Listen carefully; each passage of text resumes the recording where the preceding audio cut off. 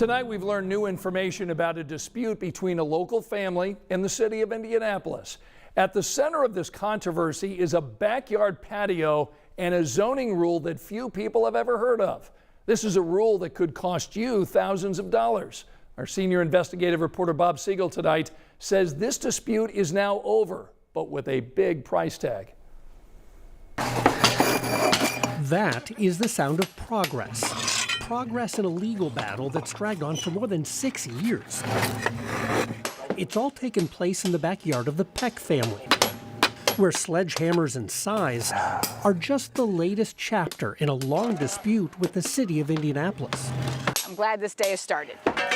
This day happens to be day 2,313 since the city first started investigating a complaint about the patio.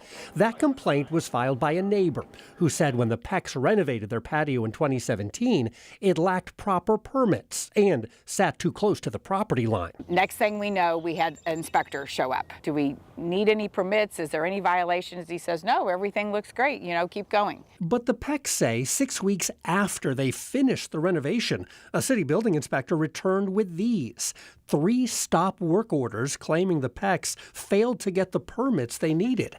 The result? Years of litigation and court hearings. A magistrate in Marion County Superior Court ruled against the Pecks, saying they did not have the necessary permits and the city can enforce a little-known rule in Indianapolis zoning code. That rule says if any part of a porch, deck, or patio is more than 18 inches in height, it's considered a minor residential structure that requires a permit and is subject to other stringent zoning rules. All we did was rebuild our patio on our own property, and here we are, 6 years later. This has been a disaster for our family. When we last told you about this dispute 6 months ago, the Pecks and the city were nowhere near a resolution. The Pecks faced the possibility of hundreds of thousands of dollars in fines and being forced to tear out their backyard patio. But after our story, the city sent another inspector to the Pecks' backyard, and the two sides reached an agreement. The Pecks agreed to pay $2,000 in fines for not getting the required permits, and they agreed to tear off a corner of the patio. Where the patio is more than 18 inches off the ground, the city required the Pecks to move the patio back 2 feet away from the neighbor's property line. This is the patio before, this is now. It doesn't look that much different than what it was before. No, it doesn't. It really doesn't. We've got 98% of our patio still. This is what they wanted. And the good news is, it's done. But the Pecks' neighbor, who originally complained about the patio, is not thrilled about the resolution. His attorney told 13 News the patio is still a few inches too close to the property line.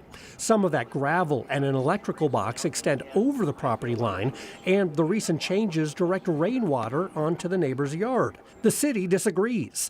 A spokesman for the Department of Neighborhood Services says following a recent inspection, the property is in compliance with the terms of the agreed judgment, and he confirmed the city now considers the case to be resolved and closed.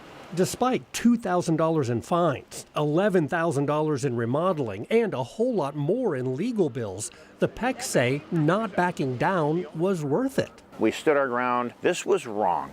Every single person you speak with at Business and Neighborhood Services tells you something different. They don't even know what you need a permit for. We did ask the city to clarify. When do folks need a permit and when do they not need a permit?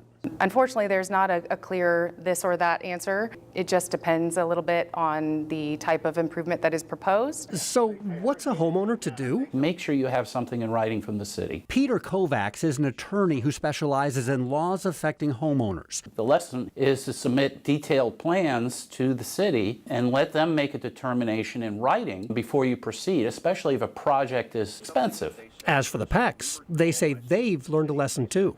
Me personally, I don't plan on doing any building projects on our property for a long time. Bottom line, if you are building or renovating a deck or patio in the city of Indianapolis and any part of it is above 18 inches, chances are you need a permit. We've got more information, including links to city codes and resources at WTHR.com. I'm Bob Siegel, 13 Investigates.